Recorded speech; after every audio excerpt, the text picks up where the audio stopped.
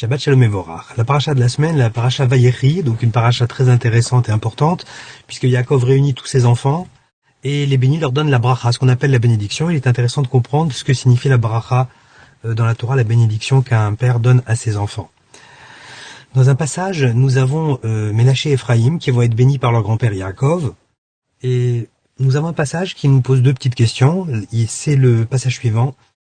Amalach Hagoleti Mikolra et Vertenarim, donc l'ange va bénir les enfants, Veikare Baem Shemi, et il appellera en eux, il fera appeler sur eux Shemi mon nom, le nom de Yaakov ou d'Israël, Beshem Avotai Avraham et Yitzhak, et le nom de mes pères, Avraham et Yitzhak. On a plusieurs petites choses à comprendre sur ce passouk. Tout d'abord, en quoi le fait de dire que le nom des pères va être inscrit sur les enfants donne une bracha. On parle de bénédiction, et là on dit le nom de tes parents vont être appelés sur toi, vont être appelés sur les enfants. En quoi le nom des parents peut amener une bracha, peut constituer une bracha? C'est la première question. En quoi le nom qu'on donne aux choses amène une bénédiction, une réussite à ces choses?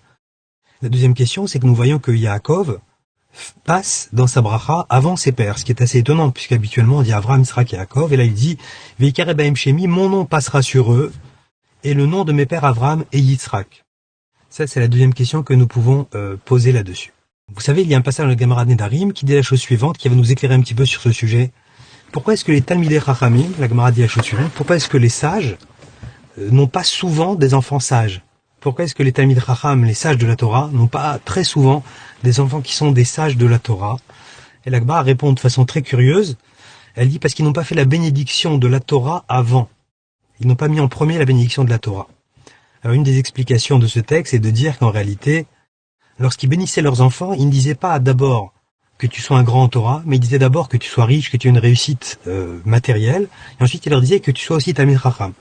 Et en réalité, s'ils avaient fait la bénédiction en premier de dire que tu sois Talmid Chacham, que vous soyez mes enfants empreints de Torah, de spiritualité, et que vous ayez également une réussite matérielle de façon à pouvoir assumer cette spiritualité, et que donc le matériel soit un moyen d'obtenir cette spiritualité, là ils seraient devenus les enfants des Talmid Chachamim, puisqu'ils auraient vu, ils seraient devenus des sages, puisqu'ils auraient compris que l'important c'est d'être dans la spiritualité et que le matériel est un moyen. Donc mettre d'abord le spirituel dans la bracha, que tu sois un Talmid Chacham, et ensuite mettre le matériel qui est que tu aies une richesse, que tu aies une réussite sociale. Là nous commençons à comprendre un petit peu mieux. Qu'est-ce que c'est que ces noms? Alors, le nom de Israël, en réalité, on peut lire de différentes manières, de plein de manières. Une des manières qu'on peut lire, c'est Rosh, Li. Israël, ce sont les mêmes lettres que Rosh, Li, la tête pour moi. Qu'est-ce que c'est que Rosh? Eh bien, dans la Torah, c'est Hashem Kaneni Reshit Chorma, Reshit Darko. Donc, Dieu m'a fait obtenir le début de sa sagesse. On sait que la Torah a été créée bien avant le monde. C'était un plan pour le monde. Donc, Rosh, quand on dit Rosh, la tête, le début, c'est la Torah. Li, leur valeur numérique de Li, c'est 40. 30 et 10, c'est 40. C'est les 40 jours que Moshe a passé au mont Sinaï pour apprendre la Torah. Donc dans le mot Israël, il y a Rosh et Li. Il y a le symbole de la Torah, de l'étude spirituelle, la spiritualité.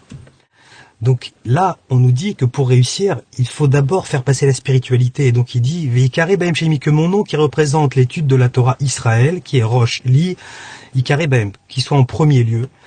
Ensuite, nous avons également Avraham et Yitzhak, puisque Avraham représente la qualité des mitzvot, puisque la valeur numérique de Avraham, c'est Ramach, c'est 248 mitzvot positives. Donc on souhaite aux enfants d'abord d'avoir la spiritualité de la compréhension de la Torah, ensuite l'accomplissement des mitzvot, Veshem Avraham ve Yitzhak, également Yitzhak, la traduction dans Ankelos, c'est la joie, de sourire, d'être dans le bonheur, puisque la Torah ne peut être étudiée, ne peut être accomplie que dans la Simra. Donc il leur donne d'abord cette réussite spirituelle, et ensuite, Veidgou larov bekerev haaretz, c'est seulement à ce moment-là, lorsque vous avez compris que le principal, ça va être la spiritualité, que là vous aurez aussi la bracha, la bénédiction matérielle. Donc les noms, Avraham, d'abord Israël, ensuite Avraham et Yitzhak, c'est la spiritualité dans l'étude de la Torah, l'accomplissement des mitzvot et la joie de la Torah. Ensuite, on a la spiritualité. Si on fait comme ça, les enfants deviennent des Talmidei Chachamim, comme nous l'explique la Gemara.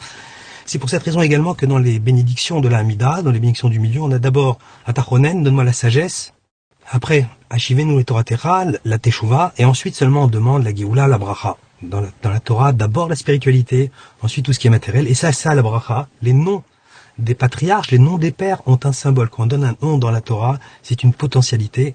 Il faut espérer que le nom de nos pères réside sur nous pour que nous puissions avoir la bracha spirituelle et la bracha matérielle.